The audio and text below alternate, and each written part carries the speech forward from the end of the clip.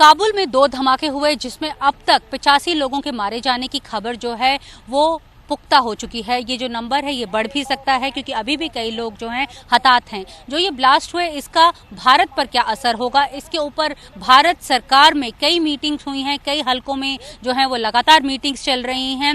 जो असेसमेंट भारत सरकार द्वारा किया जा रहा है उसके मुताबिक जो इस्लामिक स्टेट है इन खोरसन वो अब अपना जो एक अपना दायरा है वो बढ़ाना चाहता है। अब अफगानिस्तान पे वो अपना स्ट्रॉन्ग होल्ड जो है वो इस्टेब्लिश करने की कोशिश कर रहा है। उसके बाद वो सेंट्रल एशिया का रुख करेगा और साथ में भारत का रुख करेगा। ये भारत का आंकलन है, जो असेसमेंट्स हैं भारत की इंटेलिजेंस एजेंसीज द्वारा जो लगातार की जा रही हैं। उनमें एक आंकलन उनका ये भी है कि आइडियोलॉजिकली स्पीकिंग जो आईएसके है वो एक कैलिफाइड रूल एस्टैब्लिश करना चाहता है और उसमें भारत जो है उसके नक्शे में फिगर आउट होता है। ये एक चिंता की बात है भारतीय सुरक्षा के लिए।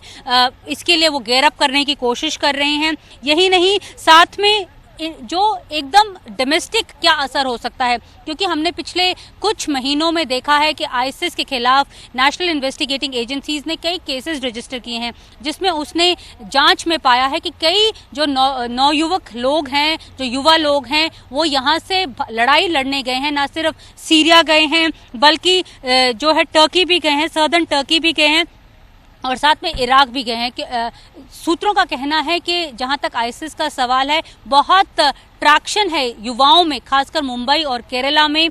तो अगर एक रिवर्स ऑस्मोसिस शुरू होता है, जो लोग वहां पे गए हुए हैं अभी भी वहीं पर हैं, अगर रिवर्स ऑस्मोसिस शुरू होता है तो कई सेल्स जो हैं वो एक्टिवेट किया जा सकते हैं। ये भारत सरकार के लिए, भारतीय सुरक्षा एजेंसियों के लिए बहुत बड़ी चिंता का एक सबब है।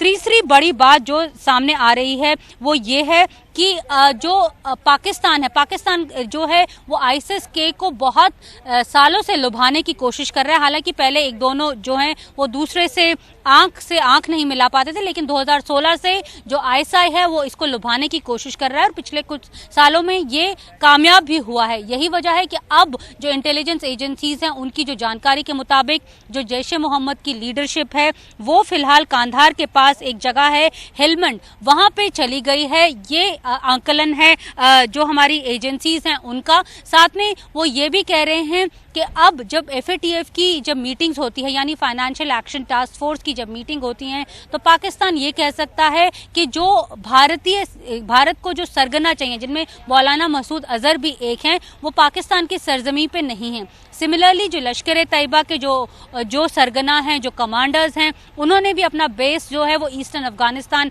यानी कुनार में शिफ्ट कर लिया है। तो लगातार जो है वो स्थिति जो है वो बदल रही है। भारत काफी गंभीरता से नजर बनाए हुए है। जहां तक कल जो धमाके हुए उसके पीछे आईएसके की मंशा क्या थी, क्यों उसने माना कि उसने ये धमाके किए हैं।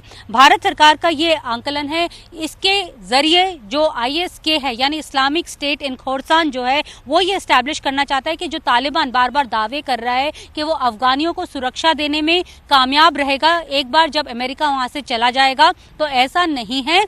ये उसके दावे जो हैं वो गलत हैं। दूसरा, वो अपने आप को एक ब्रोकर बनाना चाहता है क्योंकि अभी तक जितने भी डेमोक्रेसीज हैं वो तालिबान से बात कर रही हैं। विश्व भर की डेमोक्रेसीज तालिबान को मान्यता देने की बात कर रही हैं। इसमें ऐसे में आईएसकेपी जो है वो खुद एक एंटिटी बनना चाहता है। यही वजह है उसने धमाका किया। और साथ में जो तीसरी बात सामने आ रही है वो ये है कि जो एक डेडलाइन है, जो अमेरिका ने डेडलाइन दी हुई है इवैक्यूएशन की 31 अगस्त की, वो चाहता है कि ये जो डेडलाइन है थोड़ी बढ़ा दी जाए और जो अमेरिका की जो काउंटर टेररिज्म की कुछ कंपनी या कुछ जो एक यूनिट है वो वहां पर रहे, ताकि वो भी जो आईएसके है वो भी एक स्टेक होल्डर बना रहे और वो अमेरिका के साथ और जो बाकी की विश्व भर में जो डेमोक्रेसीज हैं उनके रेडार में भी वो बना रहे। यही वजह है कि कल उसने 2 धमाके वहां पे किए। पहला धमाका जो है वो गेट पर हुआ, एबी गेट पर हुआ, और दूसरा धमाका जो है वो होटल में हुआ जिसमें